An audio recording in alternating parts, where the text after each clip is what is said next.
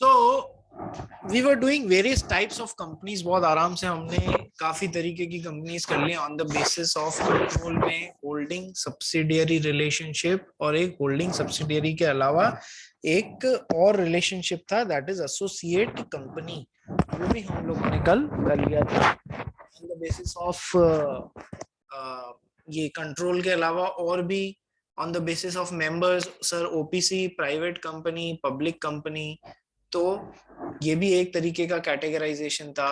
फिर एक कैटेगराइजेशन और आ गया था आपके, क्या सर, कि स्मॉल कंपनी एक प्राइवेट कंपनी में और था, उसका नाम लेना रह गया। ठीक है, फिर उसके बाद में there was on the basis of members से पहले on the basis of liability sir, limited liability, unlimited liability. ठीक है, लिमिटेड लाइबिलिटी में limited by shares, limited by guarantee, case laws भी आए थे इसमें।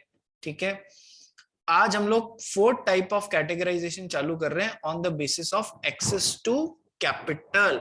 इसमें दो तरीके की companies, listed company, unlisted company. Sir on the basis of access to capital, जब किसी कंपनी को पैसे की जरूरत होती है तो वो शेयर्स इशू करती है।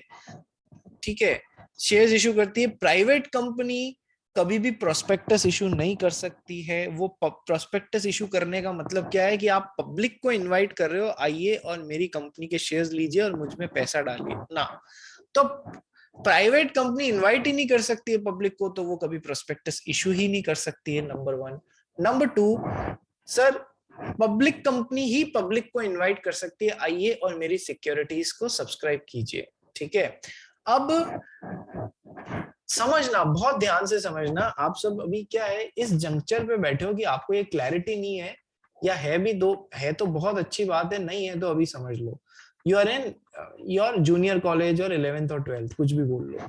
ठीक है, तो अब देखो, अपन कोई कंपनी पब्लिक कंपनी है, वो उसने प्रोस्पेक्टस इशू किया, कि यानी प्रोस्पेक्टस इशू करने का मतलब पब्लिक को इनवाइट किया, आइए मेरे शेयर्स को सब्सक्राइब कीजिए, ये वो। ठीक है, तो प्रोस्पेक्टस इशू किया। अब प्रोस्पेक्टस इशू करके लोगों ने इसके शेयर सब्सक्राइब कर लिए, इस पब्लिक कंपनी में बहुत सारे लोग शेयर होल्डर बन गए। ठीक है सर, तो एक्सेस टू कैपिटल मिल गया इसको, नंबर वन। नंबर टू, लेकिन अब ये जितनी भी इंडिया में पब्लिक कंपनीज हैं सर, सारी लिस्टेड नहीं है बीएससी और एनएससी पे। बीएससी और एनएससी पे सारी लिस्ट नहीं है। करोड़ों कंपनीज होंगी इंडिया में इस समय, लाखों करोड़ों कंपनीज। एनएससी पे और बीएससी पे लिमिटेड कंपनियां लिस्टेड है, बहुत छोटी सी। लिमिटेड का वो मतलब नहीं है, लिमिटेड का मतलब बहुत कम कंपैरिजन में लिस्टेड है, जिन्होंने बीएससी और एनएससी पे के साथ लिस्टिंग एग्रीमेंट किया और अपने आप को बीएससी या एनएससी पे लिस्ट कराया है, वही लिस्टेड है। तो सर ज्यादा वैल्यू देखो, कई बार कोई कंपनी आईपीओ लेके आ रही होती है, इनिशियल पब्लिक ऑफरिंग लेके आ रही होती है, साथ ही साथ बीएससी एनएससी पे भी लिस्ट हो रही होती है, तो सर उसको ज्यादा अच्छा एक्सेस टू कैपिटल मिलेगा। उसका कारण है कि जो भी बीएससी और एनएससी पे ट्रेडिंग करते हैं, कोई भी उसका शेयर खरीद और बेच सकता है, कोई भी उसका शेयर खरीद और बेच सकता है, ये बात ध्यान रखना। तो एक्सेस टू कैपिटल अच्छा मिलेगा ना यदि आप लिस्टेड कंपनी होगे तो यानी कि लोग इजीली आपके शेयर्स को सब्सक्राइब करना या खरीदना चाहेंगे। कारण है, बेचने में भी तो उतनी सुविधा होगी बीएससी और एनएससी पे। नहीं तो एक ऐसी पब्लिक कंपनी जो बीएससी और एनएससी पे लिस्ट ना है, उसके शेयर्स खरीद लिए तो उसको बेचने में भी आपको एक्चुअल में उतना इजीनेस नहीं रहेगी जितना बीएससी और एनएससी पे लिस्टेड कंपनी पे रहेगी। ठीक है, so basically on the basis of access to capital को आपके ये जो कंपनीज एक्ट का मॉड्यूल है, इन्होंने दो पार्ट में डिवाइड किया है कि सर एक तो हो गई लिस्टेड कंपनी और एक हो गई अनलिस्टेड कंपनी। बोलो सर, सबको कंसेप्ट समझ में आ गया? हाँ या ना? जल्दी बोलो, तो पढ़ना स्टार्ट करते हैं। On the basis of access to capital, Krishna.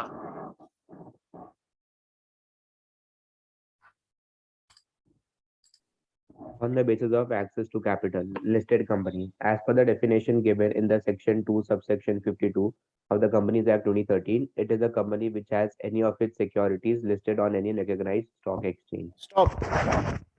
Listed company कौन होती है? as per the definition given in section 2 subsection 52, listed company is a company which has any of its securities listed on any recognized stock exchange. बहुत गहराई है इस definition में. Sir securities में क्या क्या इंक्लूड होता है, कौन बताना चाहेगा मेरे को? मैंने आपको इससे पहले बताया था, शेयर्स से बहुत बड़ा टर्म है word security. Securities contract regulation act में डिफाइन किया गया है सिक्योरिटीज वर्ड का मतलब. तो सर सिक्योरिटीज वर्ड का क्या मीनिंग है, क्या क्या इंक्लूड होगा? दो चार जो आपको ध्यान हो वो बताओ. Shares, debentures, bonds. Definitely, very good Manas. Shares, debentures, bonds, mutual fund, जो भी है ये सब सिक्योरिटीज वर्ड में इंक्लूड किया गया है. तो अब आपके डेफिनेशन में लिस्टेड कंपनी में क्या वर्ड यूज किया गया है? It is a company which has any of its securities, shares नहीं बोल रहा है, any of its securities listed on any recognised stock exchange. यानी कि सर आप लोग को अभी ध्यान है या नहीं है, आप थोड़े से जब बड़े होंगे तब या हायर क्लासेस में पहुंचेंगे तब आप लोग ये समझेंगे कि जो आपके बीएसई और एनएसई स्टॉक एक्सचेंज है ना बेटा, इसमें सर शेयर्स भी ट्रेड हो रहे हैं, सर डिबेंचर्स भी ट्रेड हो रहे हैं.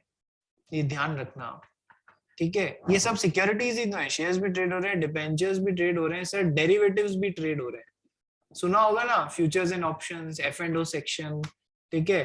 तो सर ये मतलब इनडायरेक्टली जो भी चीज लिस्ट हो सकती है ना, उसमें से जो भी सिक्योरिटी इनकी लिस्ट हो रखी है on any recognised stock exchange, तो हम उसे लिस्टेड कंपनी बोलेंगे. एनी ऑफ इट सिक्योरिटी, दायरा बहुत बड़ा कर दिया, which has any of it securities listed on any recognised stock exchange, listed on any recognised stock exchange. Sir ये मत सोचना कि भारत में दो ही स्टॉक एक्सचेंज है, बीएसई और एनएसई. ना मुन्ना, ऐसा नहीं होता है.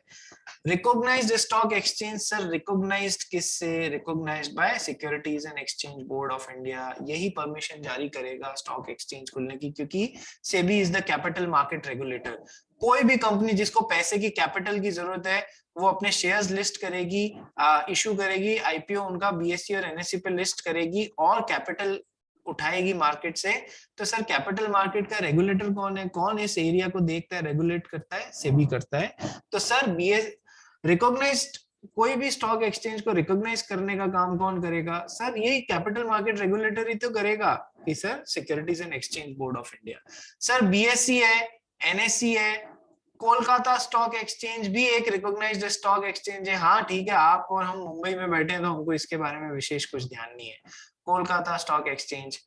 बड़ौदा में है, जो गुजरात में बड़ौदा है ना, उधर वडोदरा स्टॉक एक्सचेंज है. वडोदरा, उसका हिंदी में नाम वडोदरा है, वडोदरा स्टॉक एक्सचेंज. ऐसे बहुत सारे रिकॉग्नाइज्ड स्टॉक एक्सचेंज है. जयपुर स्टॉक एक्सचेंज राजस्थान में, ठीक है? ऐसे बहुत सारे हैं. सब के सब जो भी रिकॉग्नाइज है ना, अनरिकॉग्नाइज नहीं. कल को तो जिग्नेश का मन हो जाएगा, जिग्नेश, मानस और हमारी ये सिया और शैली और ये पलक राठी और प्रियांशु, ये सब बैठ गए और शेयर्स खरीदने और बेचने लग गए. हाँ भाई, रिलायंस का शेयर इतने में ये ले, ये इतने में ये ले. अरे इन्होंने कोई रिकॉग्निशन थोड़ी ना लिया है सेबी से, फर्जीवाड़े में चल रहे हैं. तो ठीक है, तो ये कोई रिकॉग्नाइज्ड स्टॉक एक्सचेंज नहीं है भैया. इन्होंने जो आपस में लोगों ने 10, 50, 100 लोगों ने मिलकर बना लिया. No, this is not a recognised stock exchange because it is not got any recognition from securities and exchange board of India. ठीक है, तो जो लिस्टेड कंपनी कौन है? Which is any of its securities listed on any recognised stock exchange will be called as a listed company. बोलो sir, समझ में आ गया लिस्टेड कंपनी का मतलब? बोलो बोलो, जल्दी बोलो. Yes sir. Yes sir. कौन नालायक है जो छोड़ के भाग गया क्लास?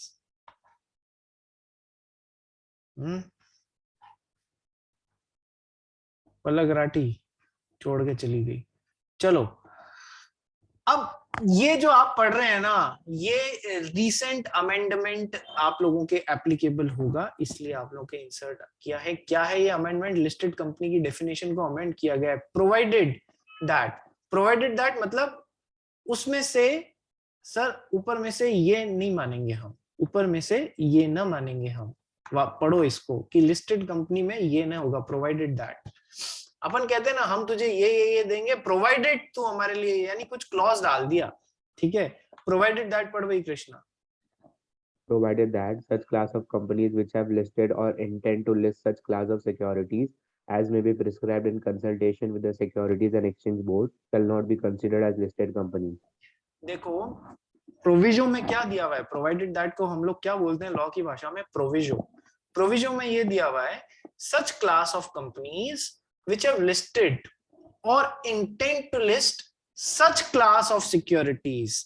सर ऐसी कंपनीज जिन्होंने कुछ ऐसी सिक्योरिटीज लिस्ट करी हुई है या इंटेंड कर रही हैं कुछ ऐसी सिक्योरिटीज लिस्ट करने का जो कि securities and exchange board of India के साथ में कंसल्ट करके प्रेस्क्राइब करी गई हैं कि उनको हम उन सिक्योरिटीज को लिस्टेड के लिए कंसिडर नहीं करेंगे, तो देश such company shall not be considered as listed companies. मान लो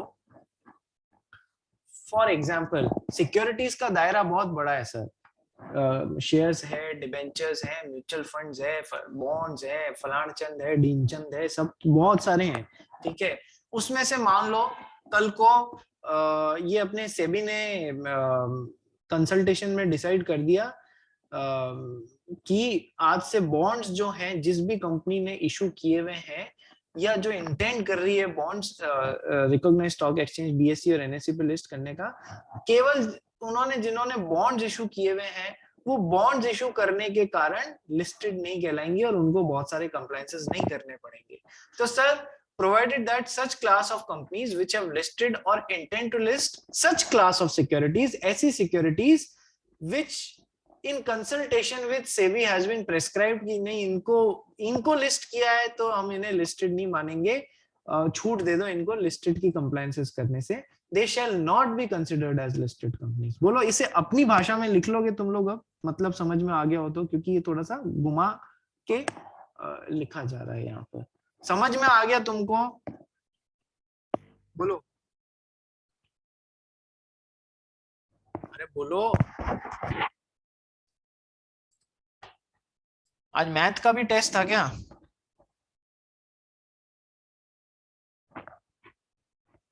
नहीं सर। मैथ्स का टेस्ट मैंने सुना था 7 से 7:30 होने वाला था। सर मंडे को है।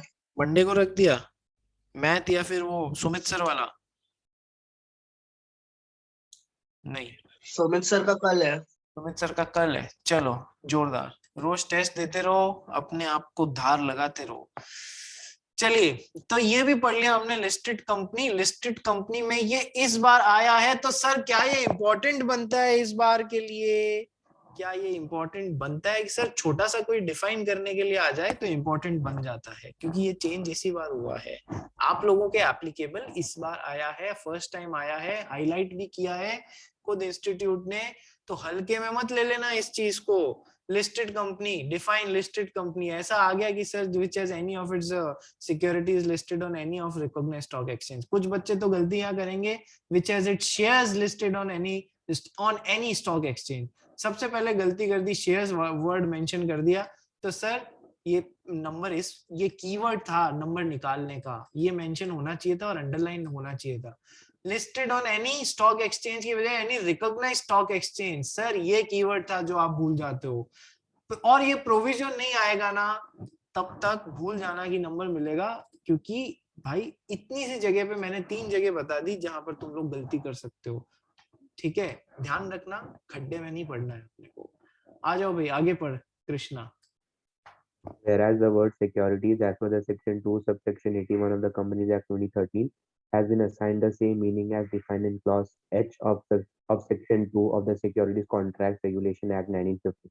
सर यहाँ पर which has any of its securities listed में securities वर्ड का वही मतलब लिया जाएगा जो कि सिक्योरिटीज कॉन्ट्रैक्ट रेगुलेशन एक्ट में इस वाले सेक्शन में जैसे वर्ड सिक्योरिटी को डिफाइन किया गया है, वही मीनिंग यहाँ पर सिक्योरिटी का लिया जाएगा। ये बात मैं आपको पहले ही बता चुका हूँ। सिक्योरिटी वर्ड का मीनिंग उस एक्ट से उठाना है अपने को जिसमें दायरा बहुत बड़ा हो जाता है। एग्जाम्पल पढ़ भाई। Can Steel Rods Limited is a public limited company whose shares are listed in the stock exchange, Kolkata. Hence, Can Steel Rods Limited is a listed company. The reason for calling it listed is because the company and the stock exchange have signed a listing agreement for trading of shares in the capital market. For trading of shares in the capital market. ठीक है, listing agreement हुआ इन दोनों के बीच में, contract बना है scan steel rods limited और Kolkata stock exchange के बीच में, कॉन्ट्रैक्ट हुआ है, लिस्टिंग एग्रीमेंट साइन हुआ है, उसके बाद में इस कंपनी के शेयर्स वहां पर स्टॉक एक्सचेंज पे लिस्ट हुए हैं। ठीक है भाई। Next, unlisted company means company other than the listed company. Very simple definition. So ये तो कभी डिफाइन होने को आएगी ही नहीं। Listed company means a company other than the listed company. So we have done with the categorization of the companies on the basis of access to capital. ठीक है। Now let's start with the final categorization of the companies, which is other companies. अब खिचड़ी है भाई। अब है ना, जो जिनका कोई कैटेगराइजेशन नहीं बन सकता था ना, ये भी होती है कंपनी, ये भी होती है कंपनी, ये भी होती है कंपनी, वो सब हम अब यहाँ पर अलग अलग हेड्स में पढ़ेंगे। कौन कौन सी पढ़नी है सर? गवर्नमेंट कंपनी पढ़नी है, गवर्नमेंट कंपनी के बाद में सर फॉरेन कंपनी पढ़नी है, formation of companies with charitable object sir section 8 company पढ़नी है। Very very very very important with respect to examination, section 8 company. Then dormant company, ठीक है, इनएक्टिव कंपनी, दोनों एक जैसी है। Nidhi company, public financial institution है, ठीक है, पीएफआईज। देन ये कैटेगराइजेशन यहीं पर मतलब ABCDEF 6 तरीके की अपने को यहाँ पर चीजें पढ़नी रहेंगी। तो आज जितना हो सकता है कवर करते हैं। सबसे पहला let's start with government company. ध्यान से समझना भाई, आज समझाने का काम करता हूँ, टाइम बचेगा तो पढ़ेंगे अपन। होल्डिंग सब्सिडियरी रिलेशनशिप कैसे बनता है, कल क्या पढ़ाया था? कौन अपनी इच्छा से बताना चाहता है, बताइए।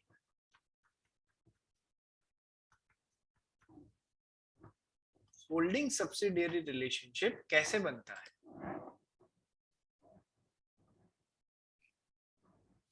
क्या किसी की इच्छा नहीं होती है कि अरे इतना बुरा पढ़ाता हूं मैं?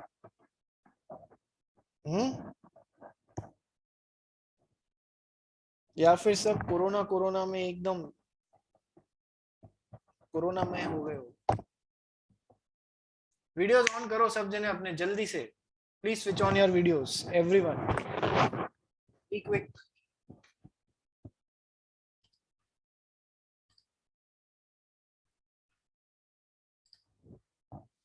Be quick, switch on your videos everyone.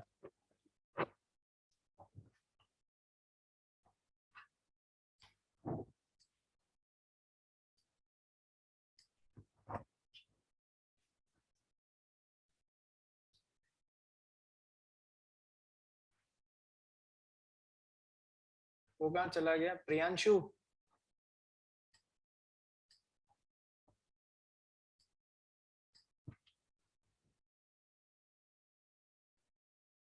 Camera आ गया तेरा प्रियांशु? यस सर, ठीक करा लिया था। वंडरफुल। चलो कृष्णा, जिग्नेश तबीयत ठीक नहीं है क्या तेरी? सब बेटर हुआ अभी। बेटर है, चलो गुड। अपना ध्यान रखना बेटा, सब जने इम्यूनिटी बूस्टिंग चीजें लेते रहना। चलो भाई कर लो बंद। और अब बताओ कि कौन जन खुद से अपनी इच्छा से बताना चाहता है होल्डिंग सब्सिडियरी रिलेशनशिप कैसे हो सकता है? ये कल ही पढ़ाया है मैंने आपको। तो पहले वाले में जो सब्सिडियरी के जो बोर्ड ऑफ डायरेक्टर्स पे जिन जो कॉम्पोजिशन पे जो होल्डिंग का जो कंट्रोल रहता है, एक तो वो होता है। हाँ very good Mohit. Board of subsidiary company के दिमाग पे, बोर्ड ऑफ डायरेक्टर्स के कंपोजिशन पे होल्डिंग कंपनी का यदि कंट्रोल है तो फिर ये इस तरीके से holding subsidiary relationship. Sir control composition पे कब माना जाएगा? जब इसके बोर्ड ऑफ डायरेक्टर्स के मेजॉरिटी डायरेक्टर्स ये अपॉइंट कर सकती है due to any reasons, majority. ठीक है, नेक्स्ट, ये तो हो गया पहला तरीका। दूसरा तरीका क्या हो सकता है भाई?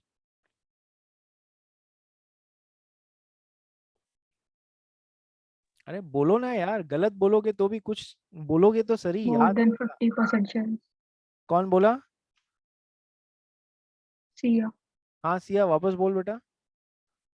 सर जब भी more than 50% shares वो होल्ड करते। सिया ने कहा कि सर जब भी होल्डिंग कंपनी सब्सिडियरी कंपनी में मोर देन 50% शेयर्स हेल्ड करती है। मेरा क्वेश्चन ये है, सिया ने सही बोला कि गलत बोला, ये मैं आपसे जानना चाहता हूं। सिया ने सही, जो सिया को सही मानते हैं वो हाथ खड़े करें। सिया एक जगह मार खा गई तू। Sir this is, ma'am this is more than 50% total voting power, not shares.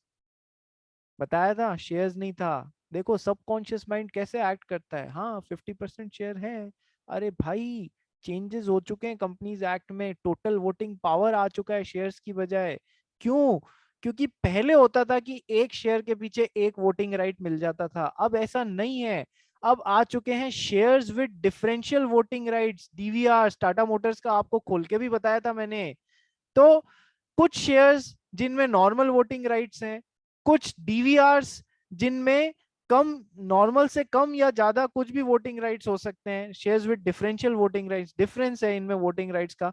दोनों का मिला के यदि होल्डिंग कंपनी का सब्सिडियरी कंपनी के अंदर, सब्सिडियरी कंपनी में यदि नॉर्मल शेयर्स और डीवीआरस दोनों इशू किए हुए हैं, ठीक है, तो हमें तो इस डेफिनेशन से मतलब है कि सर 50% से ज्यादा टोटल वोटिंग पावर, यदि इस कंपनी ने डीवीआरस इशू नहीं किए हुए हैं, तब तो सिंपली जितने शेयर्स इशू किए हुए हैं उसका 50% से ज्यादा इसके पास में हो जाएगा। कहानी के बैकड्रॉप में सिया ने जो बोला काम वही कर रहा है, 50% शेयर्स। लेकिन एक्चुअल में कई बार गड़बड़ हो सकती है, क्योंकि काफी कंपनीज ने डिफरेंशियल वोटिंग राइट्स भी इशू किए हुए हो सकते हैं। तो डीवीआर वाली टोटल वोटिंग पावर वाली डेफिनेशन है ना, वो दोनों सिचुएशंस को कवर कर लेगी, चाहे आपने डीवीआर इशू किए हुए हैं चाहे नहीं किए हुए हैं, दोनों सिचुएशन टोटल वोटिंग पावर से कवर हो जाएगी। सिया समझ में आ गया अब कहाँ गलती कर रही थी?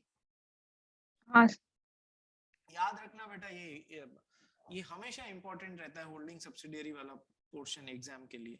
तो अब 50% of the total voting power. तो सर यहां पर ध्यान रखने वाली बात क्या है, ग्रेटर देन 50%। एग्जैक्टली 50% हुआ तो भी हमारा काम ना चलेगा, greater than 50% of the total voting power, ये ध्यान रखना। इसमें दोनों सिचुएशंस कवर हो जाएगी, चाहे डीवीआर उस कंपनी ने इशू किए हुए हैं चाहे नहीं किए हुए हैं।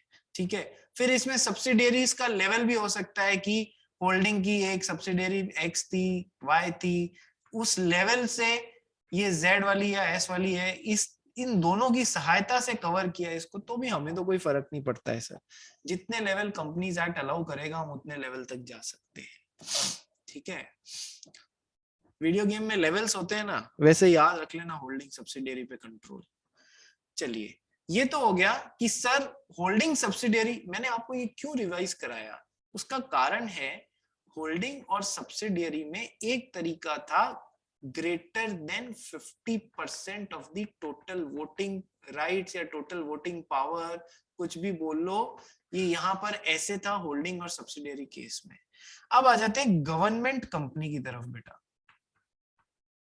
गवर्नमेंट कंपनी किसे बोलेंगे यहां पर? अब सिया और बाकी के सभी बच्चे ध्यान रखना, यहां पर हम वर्ड टोटल वोटिंग पावर नहीं काम लेंगे, यहां पर हम वर्ड शेयर काम लेंगे। और फिर ध्यान रखना, फिर बाद में ये भी लिखेंगे, और यदि किसी कंपनी ने डिफरेंशियल वोटिंग राइट्स इशू किए हुए हैं तो हम वहां पर वर्ड शेयर को टोटल वोटिंग पावर से रिप्लेस कर देंगे। कितनी अजीब बातें हैं यार, खुद के लिए अलग नियम, दुनिया के लिए अलग नियम। तो सर गवर्नमेंट कंपनी क्या होती है? गवर्नमेंट कंपनी वो कंपनी होती है, मान लीजिए ये कंपनी है, इसमें चाहे सेंट्रल गवर्नमेंट ने चाहे स्टेट गवर्नमेंट ने चाहे एक से अधिक स्टेट गवर्नमेंट ने मिलके, स्टेट गवर्नमेंट 1 स्टेट गवर्नमेंट 2, ये हो गई पहली सिचुएशन, ये हो गई दूसरी सिचुएशन, ये हो गई तीसरी सिचुएशन, ये हो गई चौथी सिचुएशन, चाहे सेंट्रल गवर्नमेंट और स्टेट गवर्नमेंट ने मिलके। परमुटेशन कॉम्बिनेशन पढ़ते हो ना, ये वही है, सेंट्रल गवर्नमेंट ने अकेले ने, या फिर किसी स्टेट गवर्नमेंट ने अकेले ने, या दो से अधिक स्टेट गवर्नमेंट्स ने मिलके, या सेंट्रल गवर्नमेंट और स्टेट गवर्नमेंट्स ने मिलके। सब में गवर्नमेंट तो आ ही रहा है ना रे, सब में गवर्नमेंट तो आ ही रहा है ना। तो ऐसी कंपनी जिसमें सेंट्रल गवर्नमेंट, स्टेट गवर्नमेंट, या कॉम्बिनेशन ऑफ सेंट्रल गवर्नमेंट, या combination of central government and state government ने मिलके एटलीस्ट 51%। देखो होल्डिंग सब्सिडियरी में तो क्या था, ग्रेटर देन 50% था, greater than 50% of the total voting power था। यहाँ पर greater than 50% of the total voting power था, या टोटल वोटिंग राइट्स थे, ठीक है। होल्डिंग सब्सिडियरी में वहां 51 तक जाने की जरूरत नहीं थी, 51 तक। वहां यदि आपने 50.1 भी हासिल कर लिया या 50.01 भी हासिल कर लिया तो भी आप होल्डिंग सब्सिडियरी रिलेशनशिप बना लेते थे। जबकि यहां पर क्या है, ये लेवल क्या रखा गया है, 51% पूरा रखा गया है। Government company means any company in which not less than 51% of the paid up share capital, not less than 51% of the paid up share capital, not less than 51%, यानी कि एटलीस्ट 51%, यानी कि greater than equals to 51%। Equal to भी है, 51% के बरोबर भी है, तो भी आप गवर्नमेंट कंपनी कहला दोगे। यदि 50.9% है तो फिर नहीं कहलाओगे, ठीक है, 50.99 तक नहीं कहलाओगे, ठीक है।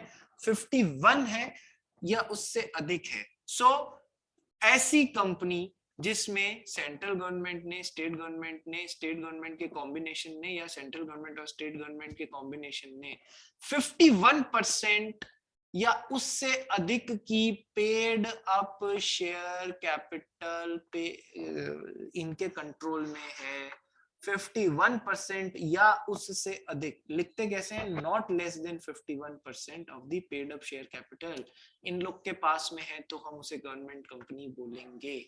Government company means any company in which not than 51% of the paid up share capital. ध्यान रखना क्या है पेड अप शेयर कैपिटल, वहां होल्डिंग सब्सिडियरी में क्या था, टोटल वोटिंग पावर या टोटल वोटिंग राइट्स था।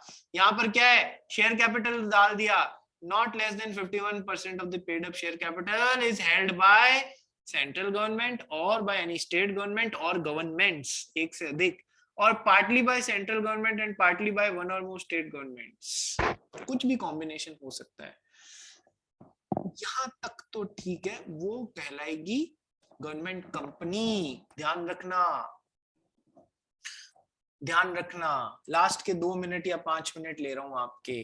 गवर्नमेंट कंपनी कौन है सर, जिसमें at least 51% of the paid up share capital is held bye either the central government और बाय एनी स्टेट गवर्नमेंट और गवर्नमेंट्स। यहाँ पर सेंट्रल गवर्नमेंट्स क्यों नहीं आया सर, सेंट्रल में एक ही गवर्नमेंट होती है इसलिए। Partly by central government and partly by one और मोर स्टेट गवर्नमेंट्स, ठीक है। कोई भी परमुटेशन कॉम्बिनेशन पॉसिबल है of the paid up share capital. यहाँ पर ये है, होल्डिंग सब्सिडियरी में टोटल वोटिंग पावर या टोटल वोटिंग राइट्स था, ठीक है। अब आगे देखो, for the purposes of this clause the paid up share capital shall be construed or taken as total voting power where shares with differential voting rights have been issued। यदि इस company ने डीवीआरस issue नहीं किए हुए हैं, normal share ही issue किए हुए हैं, तब तो हम paid up share capital word use करेंगे। लेकिन कहीं इस कंपनी ने यदि डीवीआरस भी इशू किए हुए हैं, नॉर्मल शेयर्स तो इशू किए हुए ही हैं, डिफरेंशियल वोटिंग राइट्स वाले शेयर्स भी इशू किए हुए हैं, तो फिर हम इस पेड अप शेयर कैपिटल को किससे रिप्लेस कर देंगे, टोटल वोटिंग पावर से रिप्लेस कर देंगे कि सर जिसमें not less than 51% of the total voting power is held by these, then it will be a government company. यदि है तो इस वर्ड को रिप्लेस कर लेना टोटल वोटिंग पावर से। बोलो सर, दिमाग में बैठी गवर्नमेंट कंपनी क्या होती है? दिमाग में बैठी गवर्नमेंट कंपनी क्या होती है? और फर्क होल्डिंग सब्सिडियरी में, एक तो ग्रेटर देन 50% और यहाँ पर नॉट लेस देन 51%। वहां 50 से ऊपर जाते ही होल्डिंग सब्सिडियरी, या 51 जब तक आपने अचीव नहीं किया तब तक होल्डिंग सब्सिडियरी नहीं। वहां टोटल वोटिंग पावर, यहाँ पर पेड अप शेयर कैपिटल, और पेड अप शेयर कैपिटल को टोटल वोटिंग पावर पढ़ेंगे यदि डीवीआरस इशू हुए होंगे, नहीं तो पेड अप शेयर कैपिटल। अभी तक समझ में आया क्या? बोलो यस सर। अरे बोलो। Yes sir. बड़े नालायक हो रहे हो आज तो। Yes sir. अब धमाके वाला पार्ट आ रहा है, ध्यान से सुनना। Where not less than 51% of the paid up share capital is held by central government, state government, partly by central government, partly by state government। ठीक है, यहां तक तो ठीक था। एंड जहां पर डीवीआरस हैं तो वहां टोटल वोटिंग पावर पढ़ना पेड अप शेयर कैपिटल को। अब ये पार्ट क्या है? And this section includes a company which is a subsidiary company of such a government company। And this section, government company के सेक्शन में ऐसी कंपनी को भी इंक्लूड करना। And the section includes a company which is a subsidiary company of such a government company. Sir ये एक line ने बहुत बड़ा काम किया है, ये एक लाइन ने बहुत बड़ा काम किया है सर। ये तो हो जाएगी गवर्नमेंट कंपनी यदि अभी वाला सीन जो आपने समझ लिया वो पूरा है उसमें, ठीक है। अब ये सीन नहीं भी है तो भी ध्यान रखना, गवर्नमेंट कंपनी ये हो गई एक। इस गवर्नमेंट कंपनी की एक सब्सिडियरी कंपनी है ये सर। होल्डिंग सब्सिडियरी कंपनी के लिए क्या क्या बातें जरूरी होती है? यदि होल्डिंग का पहला तरीका बोर्ड ऑफ डायरेक्टर्स के कंपोजिशन, दूसरा तरीका कि सर होल्डिंग जो है वो दूसरी कंपनी में greater than 50% of the total voting power इसमें रखती है। तो सर दूसरा तरीका, ये एक दूसरी कंपनी है, सब होल्डिंग गवर्नमेंट तो हो गई, गवर्नमेंट कंपनी, होल्डिंग कंपनी, ये जो है कंपनी सब्सिडियरी कंपनी, यानी कि गवर्नमेंट कंपनी इसमें सब्सिडियरी कंपनी में greater than 50% of the total voting power यदि ऑब्जर्व कर रही है, या बोर्ड ऑफ डायरेक्टर्स के कंपोजिशन पे कंट्रोल ऑब्जर्व कर रही है, दोनों में से किसी भी तरीके से इनमें होल्डिंग सब्सिडियरी का रिलेशनशिप है, तो ये जो है ये भी गवर्नमेंट कंपनी कहलाएगी। यहाँ पर 51% की बात ही नहीं हुई, यहाँ पर हमने कौन सा रिलेशनशिप अप्लाई कर दिया? होल्डिंग सब्सिडियरी का। एग्जाम में इस पे क्वेश्चन आने का, इस वाली सिचुएशन पे आने का तगड़ा चांस है, ध्यान रख लेना। मेरे को याद दिलाना जिग्नेश, या एक दो जने कोई भी याद दिला देना, सर इसके ऊपर, इस सिचुएशन के ऊपर एक क्वेश्चन कराओ ट्यूसडे को, अपनी नेक्स्ट क्लास अब मेरे ख्याल से ट्यूसडे को होगी, उसमें एक क्वेश्चन मुझे ध्यान दिलाना कि सर इस वाली सिचुएशन पे क्वेश्चन कराना है आपको। तो इस तरीके से भी यदि गवर्नमेंट होल्ड कर रही है तो, और यदि गवर्नमेंट कंपनी और उस कंपनी में होल्डिंग सब्सिडियरी का रिलेशनशिप है due to any reasons, then this subsidiary will also be known as a government company. जैसे कि अपन ने पढ़ा था ना, पब्लिक कंपनी की सब्सिडियरी यदि एक प्राइवेट कंपनी है तो वो भी पब्लिक कंपनी ही मानी जाएगी कंप्लायंसेस के पर्पसेस के लिए। भले ही आर्टिकल ऑफ एसोसिएशन में इसको प्राइवेट कंपनी है, पर कंप्लायंस सब सारे पब्लिक कंपनी के करने पड़ेंगे। उसी तरीके से गवर्नमेंट कंपनी की सब्सिडियरी कंपनी है तो उसे भी अब हम गवर्नमेंट कंपनी ही मानेंगे, क्योंकि कंट्रोल तो गवर्नमेंट का ही हो गया है उस पे। सर समझ में आया? तुम्हारे मास्टर ने, टीचर ने जो गवर्नमेंट कंपनी की डेफिनेशन को घिसा है तुम्हारे सामने, कंसेप्ट क्लियर हुए या नहीं हुए? Holding subsidiary, government company, government में होल्डिंग सब्सिडियरी रिलेशनशिप है तो भी वो गवर्नमेंट कंपनी सब्सिडियरी। बोलो सर, यस और no sir and ma'ams? Yes sir. Yes sir. चलिए Yes, sir. बाकी की ये जो पोर्शन है अदर कंपनी हम लोग ट्यूसडे को पिकअप करते हैं, ठीक है जी।